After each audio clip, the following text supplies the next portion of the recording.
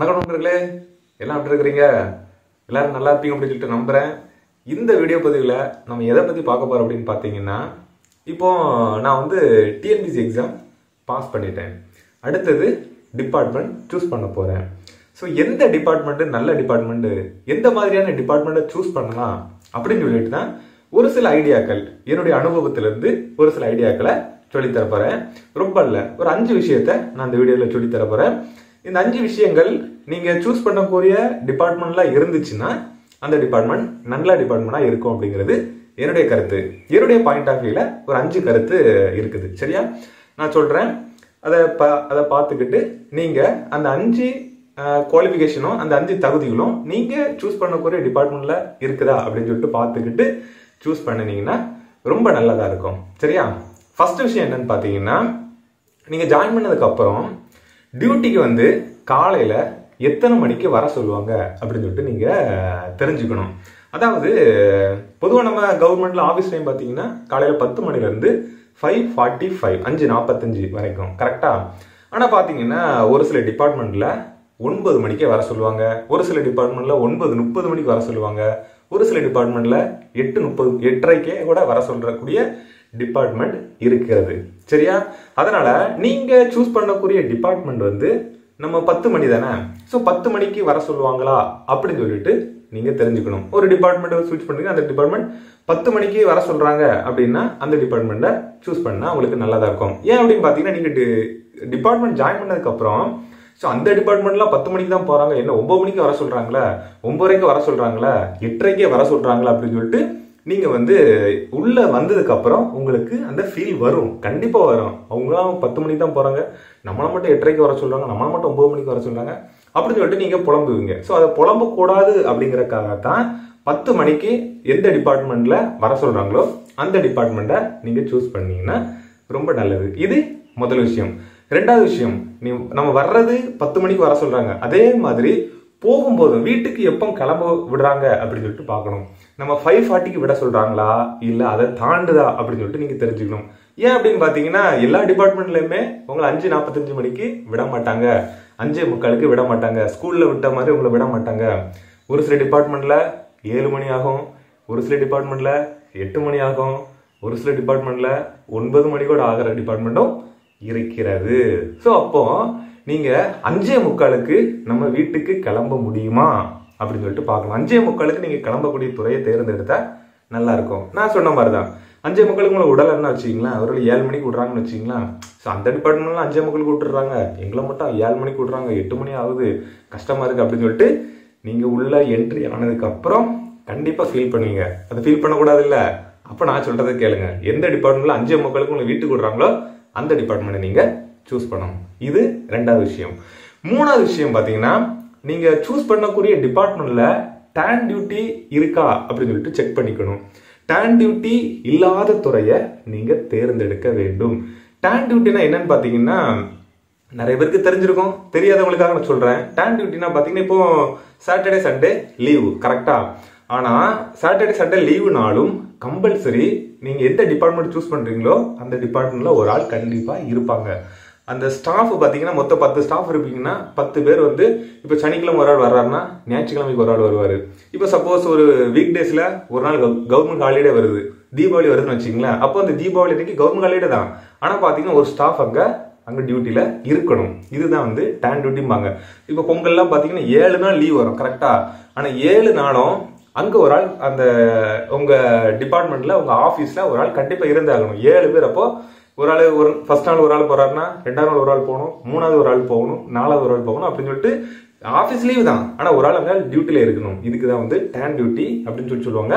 இந்த Don duty இல்லாத துறையா நீங்க தேர்ந்தெடுக்கணும்.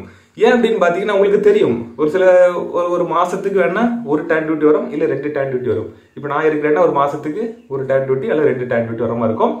நம்மளுக்கு பெருசா தெரியும், என்ன மாசத்துல ஒரு நாள் தானே போயிட்டு வந்தாலும் அப்படின்னு சொல்லிட்டு யோசிப்பீங்க. ஆனா பாத்தீங்கன்னா ஒரு சில நாட்கள்ல, இப்போ பொங்கலுக்கு எல்லாம் பாத்தீங்கன்னா 7 நாள் தொடர்ந்து லீவ் வருதுன்னு வச்சுங்களேன். நீங்க 7 நாள் எங்கேயாவது போகலாம் அப்படின்னு சொல்லிட்டு நீங்க பிளான் பண்ணுவீங்க, ஆனா போக முடியாது. ஏன் அப்படின்னு பாத்தீங்கன்னா உங்களுக்கு டான் டியூட்டி இருக்கும். அப்போ நீங்க எப்படி போக முடியும்? அப்போ நீங்க போக முடியாத சூழ்நிலை வரும். அப்போ உங்களுக்கு டென்ஷன் ஆகும், என்னடா எங்கேயாவது 7 நாள் ஒரு வெளியே ட்ரிப்பு போகலான்னு பார்த்தோம், சென்னைக்கு போகலான்னு பார்த்தோம், கோயம்புத்தூருக்கு போகலான்னு பார்த்தோம், டெல்லிக்கு போகலான்னு பார்த்தோம், போக முடியலையே அப்படின்னு சொல்லிட்டு நீங்கள் அந்த நேரத்தில் ஃபீல் பண்ணுவீங்க. ஸோ அதனால் நீங்கள் ஃபீல் பண்ணக்கூடாது அப்படிங்கிறதுக்காக தான் சொல்கிறேன், டான் டியூட்டி இல்லாத துறையை நீங்கள் பார்த்து தேர்ந்தெடுத்தா ரொம்ப ரொம்ப ரொம்ப சிறப்பாக இருக்கும்.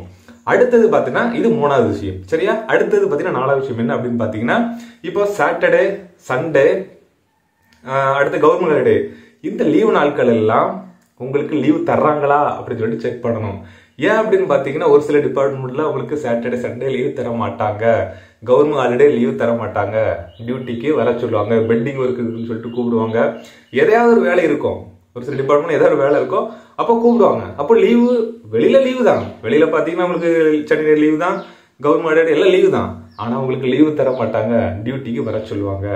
அப்போ உங்களுக்கு டென்ஷன் ஆகும், என்னடா சாட்டர்டே சண்டே நானும் பிரைவேட்லேயே சாட்டர்டே சண்டே லீவ் தர மாட்டேங்க அப்படின்னு சொல்லிட்டு நான் கவர்மெண்ட் எக்ஸாம் பாஸ் பண்ணி உள்ளே வந்திருக்கேன், இங்கேயும் என்ன வந்து சாட்டர்டே சண்டே வர சொல்கிறீங்க, கவர்மெண்ட் ஹாலிடே வர சொல்கிறீங்க அப்படின்னு சொல்லிட்டு நீங்கள் புலம்புனீங்கன்னா எந்த பிரயோஜனமும் இல்லை. நீங்கள் என்னதான் புலம்புனாலும் உங்களை விட மாட்டாங்க, கூப்பிட தான் செய்வாங்க. ஸோ அப்போது நீங்கள் சூஸ் பண்ணக்கூடிய department Saturday Sunday government holiday எல்லாம் லீவ் தர்றாங்களா, ஆஃபீஸுக்கு வர சொல்கிறாங்களா இல்லை லீவ் தராங்களா அப்படின்னு சொல்லிட்டு பார்க்கணும். லீவ் தரக்கூடிய துறையை நீங்கள் தேர்ந்தெடுத்தீங்கன்னா ரொம்ப சிறப்பாக இருக்கும். இது 4வது விஷயம். 5வது விஷயம் பார்த்தீங்கன்னா, தேவைப்படும் பொழுது உங்களுக்கு சிஎல் தர்றாங்களா அப்படின்னு சொல்லிட்டு செக் பண்ணிக்கணும். சிஎல் அப்படின்னா உங்களுக்கு தெரிஞ்சிருக்கும், கேஷுவல் லீவ். இப்போ திடீர்னு உங்களுக்கு ஏதோ ஒரு அர்ஜென்ட் எமர்ஜென்சி வருது, திடீர்னு ஏதோ சென்னைக்கு ஒரு மேரேஜ் ஃபங்க்ஷனுக்கு போகணும் அப்படின்னு வச்சிங்களா, நீங்கள் காலையில் ஃபோன் பண்ணி சொல்றீங்க அப்படி எனக்கு ஒரு சிஎல் தரணும் அப்படின்னு சொன்னீங்கன்னா, ஒரு சில டிபார்ட்மெண்ட்ல நீங்க தலைகீழ நின்று தண்ணி குடிச்சாலும் லீவ் சிஎல் தர மாட்டாங்க, டியூட்டிக்கு போய் தான் ஆகணும்.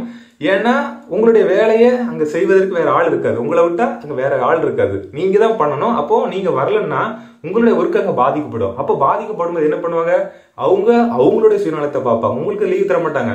நீங்க என்னதான் எனக்கு கல்யாண வீடு, காது குத்து வீடு, இறந்துட்டாங்க ஒருத்தர், என்ன ரீசன் சொன்னாலும் அதுல காதுல வாங்க மாட்டாங்க, லீவு தர மாட்டாங்க, நீங்க டியூட்டிக்கு தான் உங்களை வர சொல்லுவாங்க. அப்போ நீங்க தேவைப்படும் பொழுது லீவு தர்றாங்களா அப்படின்னு சொல்லிட்டு செக் பண்ணிக்கணும். இந்த லீவு பிளஸ் பெர்மிஷன், அதாவது இப்போ ஒரு சில டிபார்ட்மெண்ட்ல பாத்தீங்கன்னா காலையில மழை வருதுன்னு வச்சுங்களேன், அப்போ உங்களால ஒரு 10 நிமிஷம் முன்னப்பட ஆகணும், எக்ஸாக்டா 10 மணிக்கு நம்ம ஆபீஸுக்கு போய் ஆகணும், அதுல மாற்றுக்கிறது இல்லை. சில நேரங்கள்ல பாத்தீங்கன்னா ஒரு மழை வருது, ஒரு பைக்கு பஞ்சர் ஆயிட்டு, ஒரு பஸ் லேட் ஆயிட்டு, ஆஃபீஸ் போறதுக்கு ஒரு 10 நிமிஷம் காமனா லேட் ஆயிட்டு அப்படின்னா அந்த நீங்க துறையில அந்த பெர்மிஷனுக்கு அலோவ் பண்றாங்களா அப்படின்னு சொல்லிட்டு பார்க்கணும். ஏன் அப்படின்னு பார்த்தீங்கன்னா ஒரு சில துறைகள்ல பெர்மிஷனுக்கு அலோவ் பண்ண மாட்டாங்க. என்னதான் மழை பெஞ்சாலும், என்னதான் இடி இடிச்சாலும், உன் பைக்கு பஞ்சர் ஆனாலும் பைக்கை தலையில தூக்கி வச்சுட்டாது 10 மணிக்குள்ள டியூட்டியில போய் ஜாயின் ஆகணும் அப்படின்னு சொல்லிட்டு ஒரு சில டிபார்ட்மெண்ட் இருக்குது. ஸோ அப்போ நீங்க எடுக்க போறிய துறையில இந்த மாதிரி பெர்மிஷன் தர்றாங்களா? சில நேரங்கள் 5:45 தான் நமக்கு டியூட்டி டைம், கரெக்டா 5:45 தான் கிளம்பணும். ஆனா ஒரு சில நேரங்கள்ல நம்மளுக்கு ஏதோ ஒரு முன்னாடி போகணும், ஏதோ ஒரு ஹாஸ்பிட்டல் போகணும் அப்படிங்கும்போது பெர்மிஷன் தர்றாங்களா, ஒரு மணி நேரத்துக்கு முன்னாடி போறதுக்கு பெர்மிஷன் தர்றாங்களா அப்படின்னு சொல்லிட்டு நீங்க கேட்டு தெரிஞ்சு அப்படி பெர்மிஷன் தர துறையை தேர்ந்தெடுத்தா ரொம்ப சிறப்பா இருக்கும். ஒரு 5 விஷயம் நான் சொன்னேன், கரெக்டா? இந்த 5 விஷயமும் அந்த டிபார்ட்மெண்ட்ல இருக்கா அப்படின்னு சொல்லிட்டு செக் பண்ணிட்டு எடுக்கிறது நல்லது. ஃபர்ஸ்ட் விஷயம் 10 மணிக்கு போறக்கூடிய துறையா இருக்கணும். 2வது விஷயம் 5:45 வீட்டுக்கு கிளம்பக்கூடிய துறையா இருக்கணும். 3வது விஷயம் டான் டியூட்டி இல்லாத துறையா இருக்கணும். 4வது விஷயம் Saturday Sunday government holidays leave தரக்கூடிய துறையா இருக்கணும். 5வது விஷயம் பெர்மிஷன், அதாவது நம்ம தேவைப்படும் பொழுது லீவ் தரக்கூடிய சிஎல் எடுக்கக்கூடிய துறையா இருக்கணும். இந்த 5 துறையும், இந்த 5 விஷயங்களும் அந்த டிபார்ட்மெண்ட்ல இருந்தா என்னுடைய பாயிண்ட் ஆஃப் வியூல நல்ல துறை அப்படின்னு சொல்லிட்டு நான் நினைக்கிறேன். இது என்னுடைய சொந்த கருத்து மட்டும் தான், சரியா? உங்களுக்கு ஒரு சில இப்ப என்னுடைய பாயிண்ட் ஆஃப் வியூல இப்ப நான் இருக்கிறேன், நான் எக்ஸாம் பாஸ் ஆயிட்டேன், குரூப் 4 எக்ஸாம் பாஸ் ஆயிருக்கேன்னா இந்த 5 விஷயமும் ஒரு துறையில இருந்தா அந்த துறையை நான் தேர்ந்தெடுப்பேன். ஸோ உங்களுக்கு உங்களுடைய பாயிண்ட் ஆஃப் வியூல வேற ஒரு எக்ஸ்ட்ரா ஒரு 2-3 ஒரு குவாலிஃபிகேஷன் அந்த துறையை நீங்க எதிர்பார்க்கலாம். இப்போ ஒரு சிலர்லாம் பாத்தீங்கன்னா அதிகமா வேகமா ப்ரமோஷன் போகக்கூடிய துறையா இருக்கணும் அப்படின்னு சொல்லிட்டு நினைப்பாங்க. சில பேர் பாத்தீங்கன்னா நல்லா கெத்தான துறையா இருக்கணும், நம்ம சொசைட்டில அந்த துறைக்கு ஒரு மரியாதையான துறையா இருக்கணும் அப்படின்னு சொல்லிட்டு ஒரு சிலருக்கு ஆசை இருக்கும். அது உங்களுடைய விஷயம், அது உங்களுக்கு பிடிச்சிருந்துச்சுன்னா அது நீங்க எடுத்துக்கலாம். ஸோ நான் சொல்லிட்டேன் அப்படின்னு சொல்லிட்டு நீங்க ஒரு துறையை நீங்க தேர்ந்தெடுக்கணும். ஒவ்வொருத்தவங்களுக்கும் ஒவ்வொரு விதமான டேஸ்ட் இருக்கும், கரெக்டா? என்னுடைய டேஸ்ட் வேற மாதிரி இருக்கும், உங்களுடைய டேஸ்ட் வேற மாதிரி இருக்கும். ஸோ உங்களுடைய டேஸ்ட்டுக்கு தகுந்தாப்புல நீங்க எடுக்கிறது நல்லது. என்னுடைய பாயிண்ட் ஆஃப் வியூல நான் என்னுடைய பர்சனலா என்னுடைய பாயிண்ட் ஆஃப் வியூல எனக்கு ஒரு பாஸ் ஆயிருக்கேன் அப்படின்னா இந்த 5 விஷயம் ஒரு துறையில் நான் பார்ப்பேன்.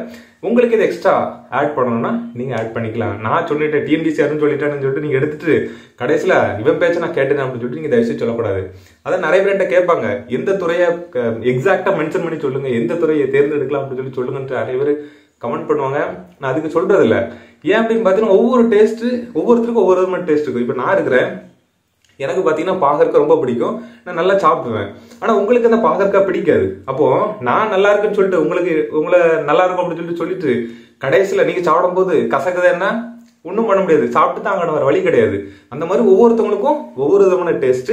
நீங்க மற்றவங்க சொல்ற விஷயங்களை கேட்டுக்கிட்டு நீங்க டிசைட் பண்ணணும். நீ உங்களுடைய லைஃப், அதான் சொன்னேன், தன் கையே தனக்கு உதவி, உன் வாழ்க்கை உன் கையில், உங்க வாழ்க்கை. அப்போ அடுத்தவங்க சொல்றதுல கேட்டுட்டு நல்ல இன்ஃபர்மேஷனை கேதர் பண்ணணும். இன்ஃபர்மேஷனை நல்லா கேதர் பண்ணிட்டு நீங்க டிசைட் பண்ணணும். நீங்க டிசைட் பண்றதுதான் மிகச்சரியானதா இருக்கும். சரியா? ஸோ இந்த வீடியோ பத்தி உங்களுக்கு பிடிச்சிருக்க நம்புறேன். மீண்டும் அடுத்த வீடியோல நம்ம பார்க்கலாம். நன்றி.